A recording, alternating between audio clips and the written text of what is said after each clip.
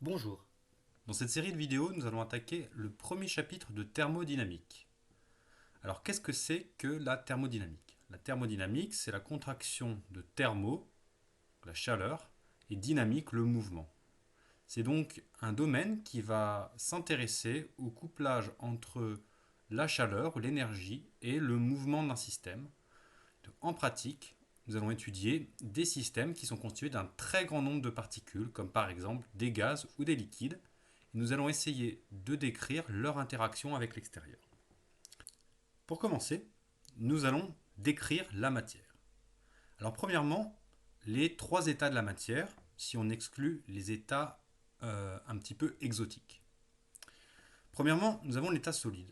Alors à l'échelle macroscopique, donc à notre échelle, l'état solide il est caractérisé par une forme propre, c'est-à-dire qu'un solide va avoir une forme invariante au cours du temps, et un volume propre, c'est-à-dire que le volume qu'on va mesurer va être invariable.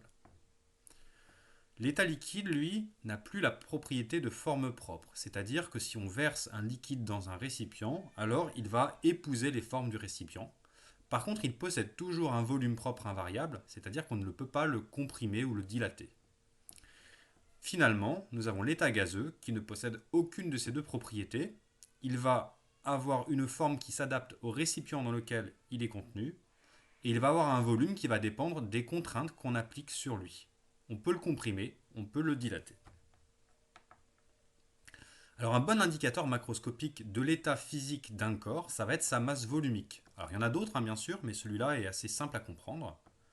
Un état solide va avoir une masse volumique qui varie de à peu près 1000 à 20 000 kg par mètre cube.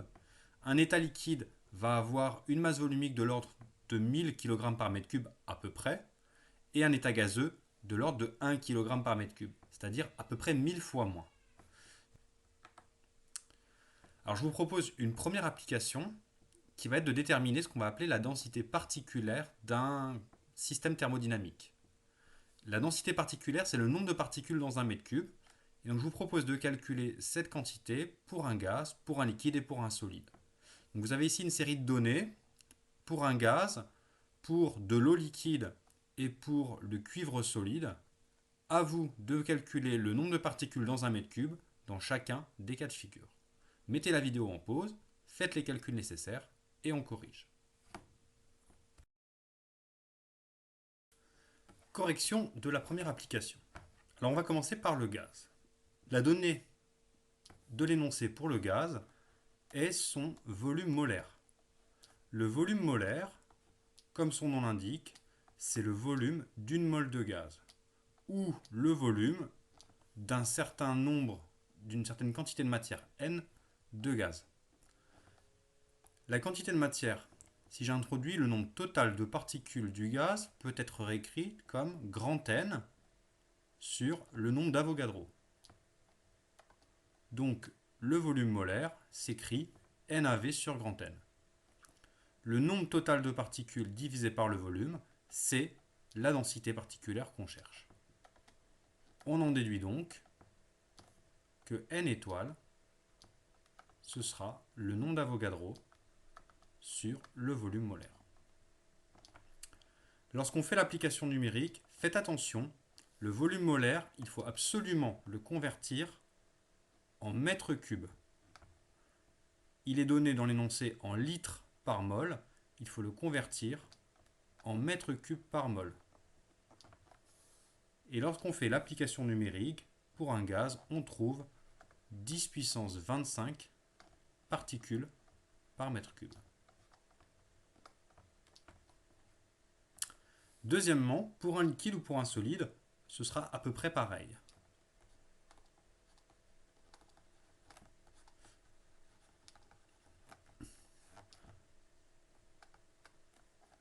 La donnée de l'énoncé est la masse volumique. La masse volumique, c'est la masse divisée par le volume d'une certaine quantité. Or, la masse de mon corps, je peux la réécrire en utilisant la quantité de matière N et la masse molaire grand M. Et la quantité de matière, comme on l'a vu tout à l'heure, c'est la quantité totale de particules divisé par le nombre d'Avogadro. On en déduit donc la relation suivante qui fait intervenir la densité particulière, la masse molaire et le nombre d'Avogadro. Et donc la densité particulière, ce sera le produit de la masse volumique par le nombre d'Avogadro sur la masse molaire. Alors si on prend les applications numériques qui sont proposées, pour le liquide, on va trouver une densité particulière de 3 10 puissance 28 particules par mètre cube. Et pour le solide, on trouve une densité particulière de l'ordre de 8 10 puissance 8, 10 puissance 28 particules par mètre cube, c'est-à-dire à peu près le même ordre de grandeur. Donc nous avions vu tout à l'heure que pour caractériser l'état d'un corps, on pouvait utiliser la masse volumique, et bien on peut également utiliser la densité particulière, parce que vous le voyez, dans un gaz, la densité particulière est beaucoup plus faible que dans une phase condensée, c'est-à-dire liquide ou solide. Alors si on s'intéresse à l'état de la matière du point de vue microscopique maintenant, quelles sont les différences? Dans l'état solide, ce qu'on observe, c'est que les particules qui constituent le solide ont des mouvements d'agitation aléatoires autour de positions bien définies et régulièrement espacées dans l'espace. Sauf pour certains solides qu'on appelle solides amorphes. Ces particules sont très très serrées les unes les autres, et donc la distance entre deux particules successives ici est de l'ordre de la taille d'une particule. Bon. Dans un liquide, la distance entre deux particules qui sont côte à côte est encore de l'ordre de grandeur de la taille des particules, mais les positions ne sont plus fixées dans l'espace. Elles sont aléatoires, c'est-à-dire que les particules ici vont se déplacer de manière aléatoire. Et dans l'état gazeux, on a des positions aléatoires avec des particules qui s'entrechoquent au cours de leur mouvement et des distances entre particules qui sont beaucoup plus grandes que dans l'état liquide. C'est ce qu'on a vu tout à l'heure en calculant la densité particulière. Alors je vous propose une deuxième application qui va être de déterminer à partir de la densité particulière n étoiles qu'on a calculée tout à l'heure, la distance moyenne entre deux particules dans un corps solide, liquide ou gazeux. Pour faire ce calcul, on va utiliser un modèle très simple. On va supposer, même si ce n'est pas tout à fait vrai, que les particules sont régulièrement espacées dans l'espace et que ces particules occupent des petits cubes de côté D, où D est la distance moyenne entre deux particules. Essayez de relier la distance moyenne D à la densité particulière n étoiles, faites les applications numériques, puis on corrige. Correction de l'application numéro 2. Alors vous allez voir, ici c'est relativement simple. Nous avons vu que la densité particulière n étoiles, c'était le nombre de particules, grand N, qui occupaient un volume, grand V. Bien, nous allons appliquer cette relation à notre description microscopique. Si je considère un petit cube de la description précédente, j'ai à l'intérieur une particule et elle va occuper un volume qui correspond au volume d'un cube de côté D, c'est-à-dire D au cube. Ainsi, la distance D est reliée à la densité particulière n étoiles par la relation D égale 1 sur n étoiles à la puissance 1 tiers. Au niveau des applications numériques, pour un gaz, si je reprends la valeur de n étoiles qu'on avait calculée tout à l'heure, je vais trouver D égale à 4 nanomètres. Si on considère un gaz monoatomique, la taille des particules est de l'ordre d'un angstrom, on voit que cette distance D est très grande devant la taille d'une particule.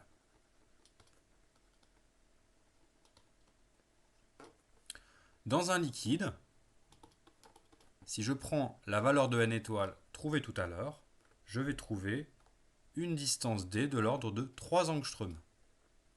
Donc on trouve quelque chose qui est de l'ordre de la taille d'une particule, un petit peu plus grande. Pour un solide, la distance d est de 2 angstroms, donc toujours pareil, de l'ordre de la taille d'une particule. Encore une fois, on voit qu'on peut caractériser un gaz par rapport à une phase condensée en regardant sa distance moyenne entre deux particules. Elle est beaucoup plus grande que dans le cas d'une phase liquide ou d'une phase solide. Alors maintenant qu'on a décrit la matière du point de vue microscopique en termes de position, on va s'intéresser un petit peu au mouvement des particules. Et on va s'intéresser au mouvement des particules dans le cas particulier du liquide ici. On va observer une petite vidéo de ce qu'on appelle le mouvement brownien. Alors le mouvement brownien, c'est ce qu'on observe quand on met une grosse particule, ici qui a une taille de l'ordre du micromètre, dans un liquide.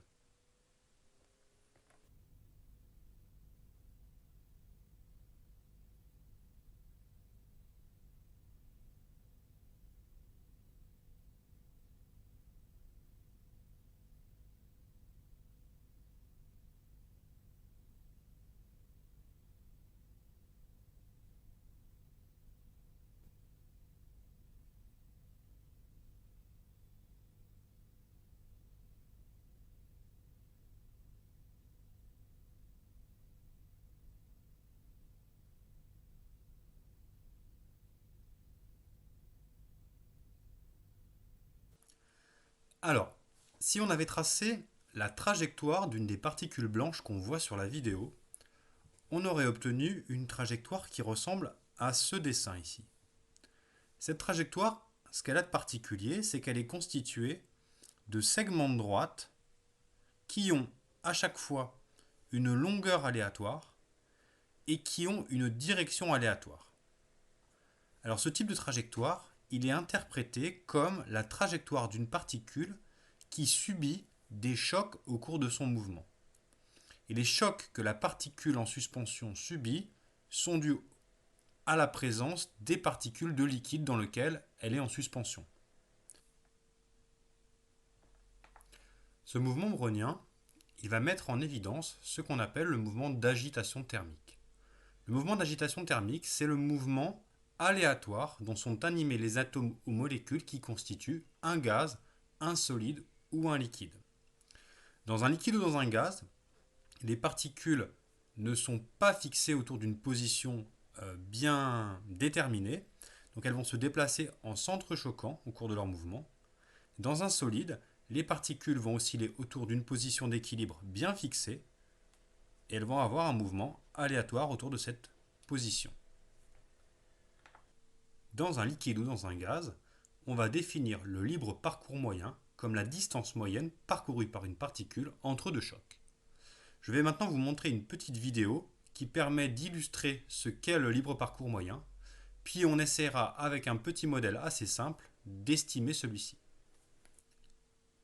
Alors nous avons ici une boîte rectangulaire dans laquelle j'ai enfermé 100 particules d'un gaz et je fais une simulation du mouvement de ces particules.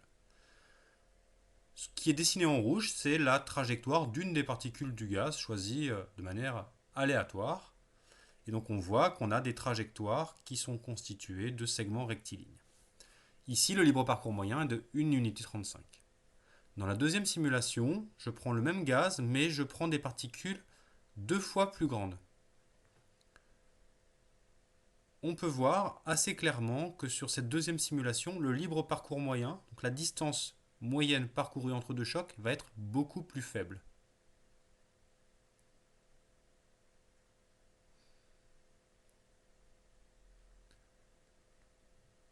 Dernière simulation, toujours sans particules de gaz avec une taille encore plus grande. Et on peut voir que le libre parcours moyen est encore plus faible. Il vous sera affiché à la fin de la simulation.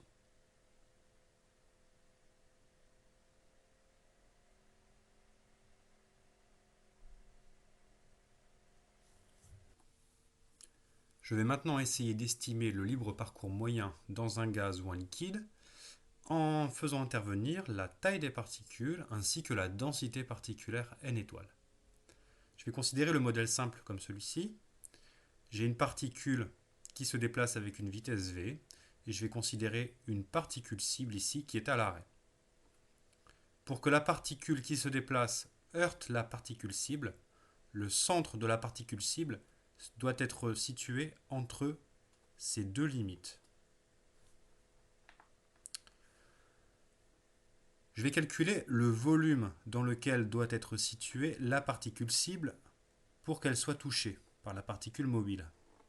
Ce volume, c'est un cylindre qui va avoir une hauteur L et un rayon ici qui vaut 2R. En effet, si le centre de la particule est situé au-dessus, alors on voit bien que la particule mobile va passer sans la toucher. Le volume de ce cylindre, ce sera pi fois le rayon 2R au carré multiplié par sa hauteur. Donc ça, c'est le volume du cylindre dessiné.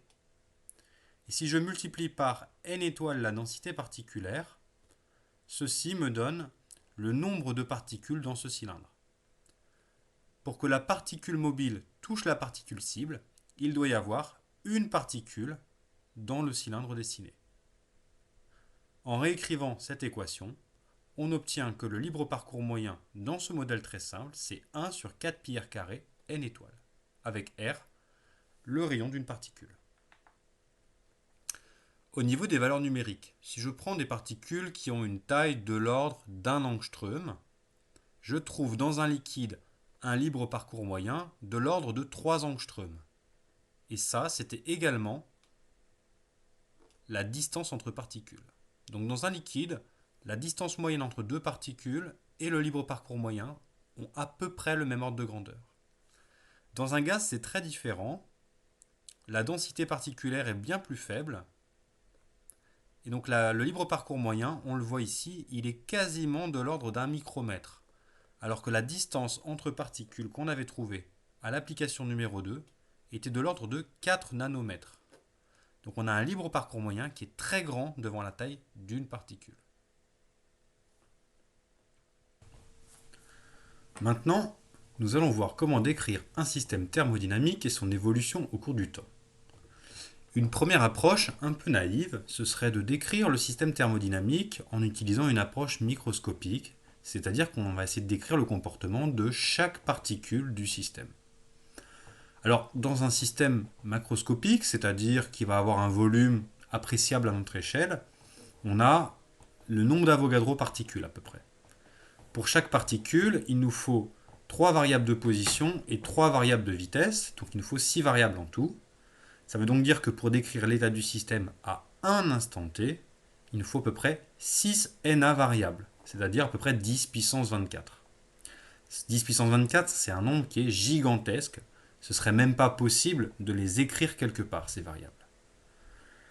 Si on veut décrire l'évolution du système à un instant ultérieur, comme toutes les variables de position et toutes les variables de vitesse auront changé, il nous faudra de nouveau 10 puissance 24 variables.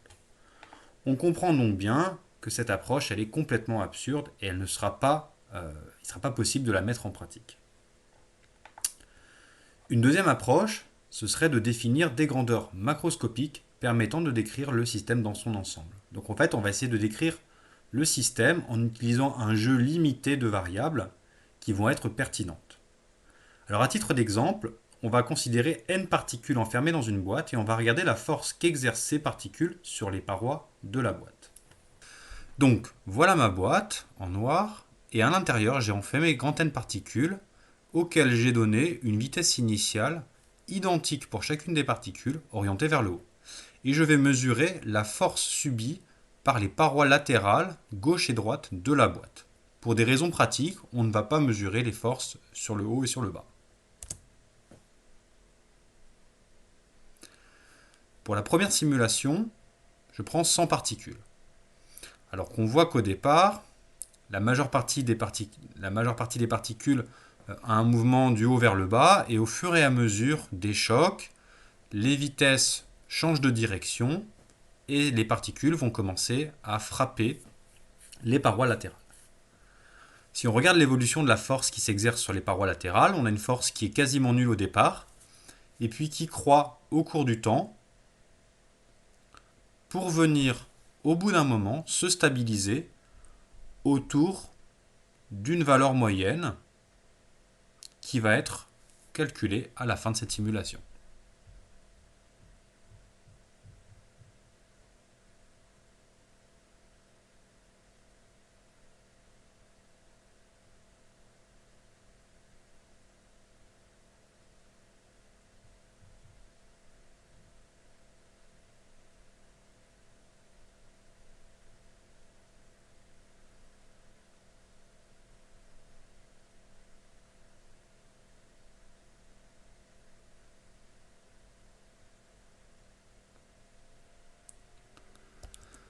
Voilà, donc à la fin de la simulation, si on ne considère que la partie finale de la courbe, on voit qu'on a une force moyenne qui s'exerce sur les parois latérales qui est de l'ordre de 10 unités. Et on voit surtout que cette force, elle fluctue au cours du temps, et les fluctuations sont également de l'ordre de 10 unités. Donc les fluctuations relatives, delta F sur F, sont de l'ordre de 1, 100% de fluctuation.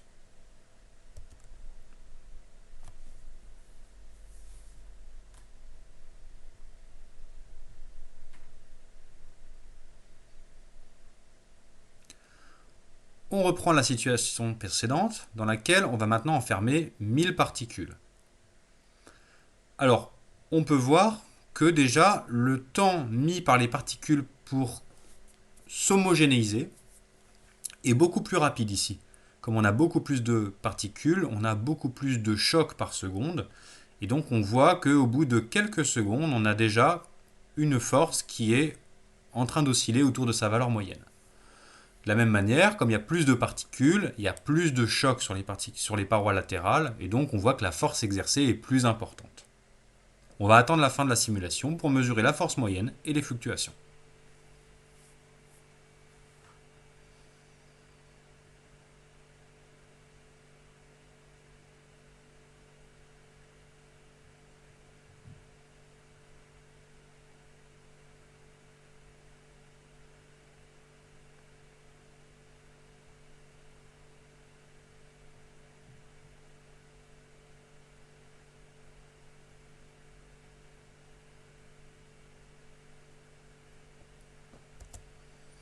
Voilà, donc dans cette simulation, la force moyenne qui est mesurée est d'à peu près 110 unités, c'est-à-dire qu'on a une force à peu près 10 fois plus importante que tout à l'heure. Et les fluctuations sont également plus importantes, 30 unités. Mais si on regarde les fluctuations relatives, donc le rapport delta F sur F, on n'a plus que des fluctuations qui sont de l'ordre de 27%.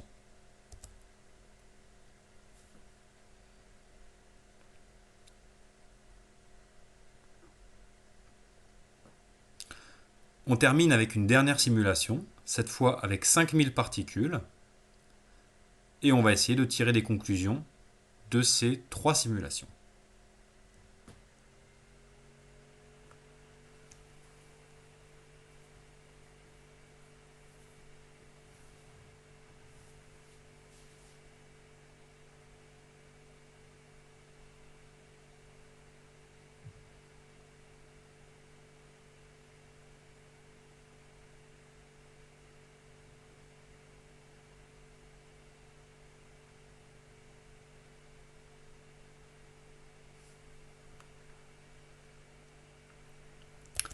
Alors voilà, pour 5000 particules, la force moyenne est de 550 unités, les fluctuations de 80 unités, donc ces deux quantités sont de nouveau plus importantes, et si on regarde de nouveau les fluctuations relatives, delta F sur F, on n'a plus que 15%.